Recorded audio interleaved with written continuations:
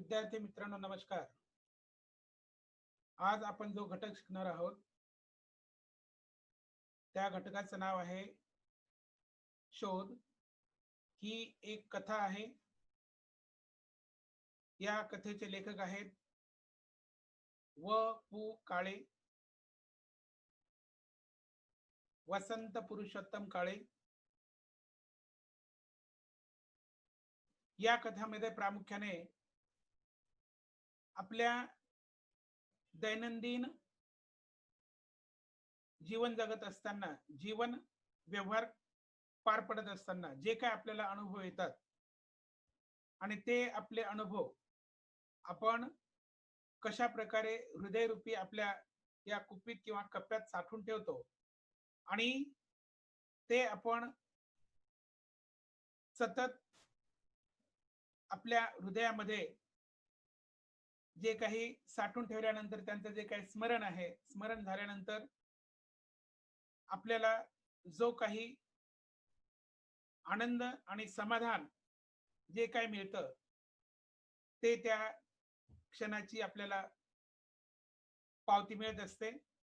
आणि अशाच प्रकारचा हा जो घटक आहे, ही जी एक कथा आहे, लेखक व पु काळे यांची.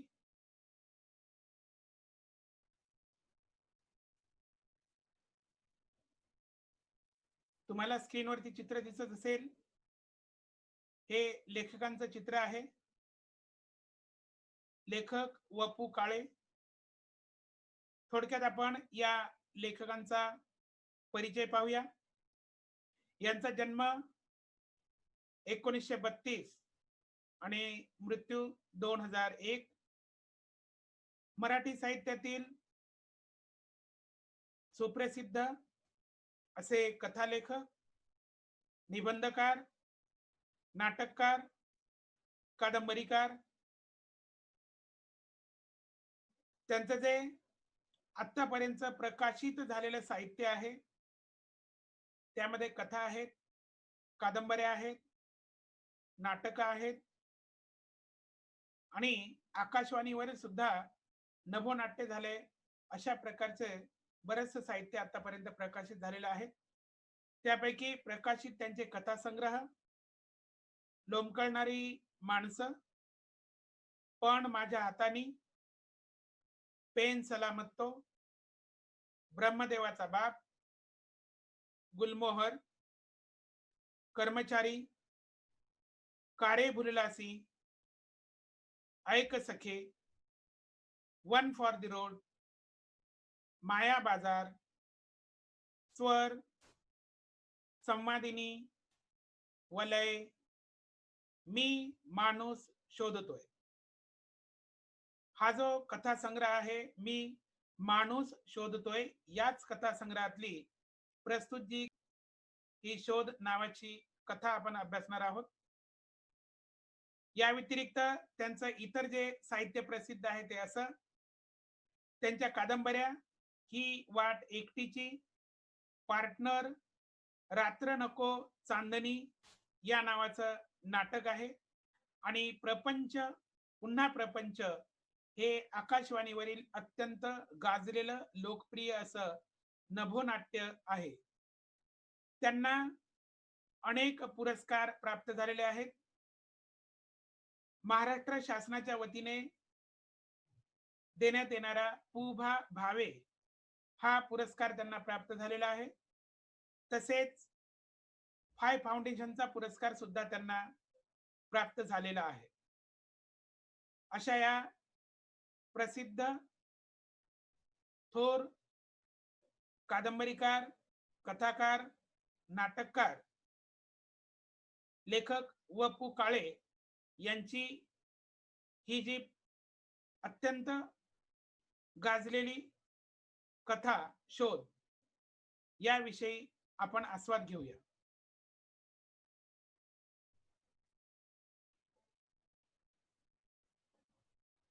आत्ताच आपण लेखक व पु काळे यांचा थोडक्यात आपण परिचय करून घेतला.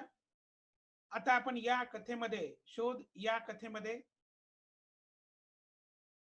काय आहे किंवा त्याची मध्यवर्ती कल्पना काय आहे, what is the central idea काय आहे, त्याविषयी थोडक्यात आपण विवेचन करणार आहोत. शोध ही जी कथा आहे, ही एक कथा अत्यंत वैशिष्ट्यपूर्ण कथा आहे. कथा रचनेच्या तंत्राची अनेक वैशिष्ट्ये या कथेत स्पष्ट केलेले दिसून येतात. कथेचा आरंभ म्हणजे ज्या प्रकारे आपण हळूहळू हळूहळू कथा पुढे वाचत जातो आणि जशी जशी ती आपल्याला उमजत जाते, समजत जाते आणि तेव्हा ती आपल्या मनावर अधिराज्य गाजवते, मनाची पकड घेते. आपल्याला त्या कथेमध्ये गुंतून पडावंसं वाटतं किंवा ती संपूर्ण कथा वाचल्याशिवाय आपल्याला समाधान मिळत नाही. अशा प्रकारची ही मनाची पकड घेणारी कथा. कथेचा आरंभ मनाची पकड कशी घेतो? प्रस्तुत कथेमध्ये अनु नावाची एक व्यक्तिरेखा आहे. ही व्यक्तिरेखा अत्यंत हुशार, तल्लख, चाणाक्ष आणि त्याचबरोबर हट्टी स्वभावाची आहे. आणि या व्यक्तिरेखेचा जो विकास आहे, हा कथानकातील प्रसंग आणि जी काही कथानकामध्ये अन्य जी पात्र आहेत, या पात्रांशी येणारा जो संबंध आहे आणि त्यांच्या बरोबर जे काही होणारं त्यांचं निवेदन आहे, बोलणं आहे, हे संभाषण आहे. या बोलण्यातून, संभाषणातून, निवेदनातून कसा घडत जातो, कथाकाराने कथानकातील प्रसंग, उपकथानक यांची एकसंध गुंफण कशा प्रकारे केलेली आहे, विविध प्रसंगी कथानकाला आकस्मिकरित्या मिळणाऱ्या कलाटण्यांमधून नाट्य कसे निर्माण होते. म्हणजे जशी जशी कथा पुढे पुढे सरकत जाते, अनेक असे प्रसंग आपल्या डोळ्यापुढे उभे राहतात आणि हेच प्रसंग कशा प्रकारे त्या नाट्याला कलाटणी देतात. अनु आणि तिचा जो काही एक हरवलेला रुपया आहे, ती 1 रुपयाची नोट आहे. तिचा 1 रुपयाच्या नोटेचा शोध. प्रस्तुत ही जी कथा आहे शोध, या शोध या कथेमध्ये अनु नावाची जी व्यक्तिरेखा आहे, तिचा जो हरवलेला 1 रुपया आहे, या 1 रुपयाचा ती शोध घेते आहे. याभोवती सगळे कथानक कसे फिरत राहते आणि कथेच्या शेवटी रहस्याचा उलगडा कसा होतो, इत्यादी प्रश्नांच्या अनुषंगाने कथेचा अभ्यास आपण करणार आहोत. कथेचा विषय आणि कथेतील पात्रे तसेच प्रसंग यांच्या दृष्टीने अनुकूल भाषा, चटपटीत आणि प्रत्यक्ष जीवन व्यवहारासारखे वाटणारे सजीव संवाद, जिवंत संवाद. असं वाटतं की ती कथा प्रत्यक्ष आपल्या समोर घडत आहे, प्रत्यक्ष आपल्या सानिध्यात घडत आहे. अशा प्रकारचं हे लिखाण हे अभ्यासण्या योग्य आहे. या कथेचा विकसनाच्या अंगाने घेतलेला आस्वाद कथा अधिक चांगल्या प्रकारे समजून घेण्याच्या दृष्टीने उपयुक्त ठरेल.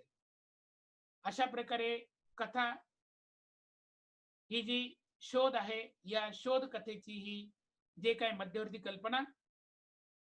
आता आपण लेखक व.पु. काळे यांच्या शोध या कथेला प्रत्यक्ष सुरुवात करूया. ही जी अनु नावाची व्यक्तिरेखा आहे, प्रत्यक्षात या अगोदरच उल्लेख केल्याप्रमाणे अत्यंत बुद्धिमान, चलाक, चाणाक्ष, हुशार आणि त्याचबरोबर हट्टी. वास्तविक पाहता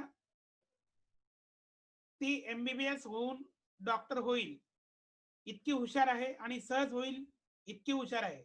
परंतु ती ते डॉक्टरकीचे शिक्षण न घेता नर्स होते, परिचारिका होते आणि एका दवाखान्यामध्ये ती काम करू लागते.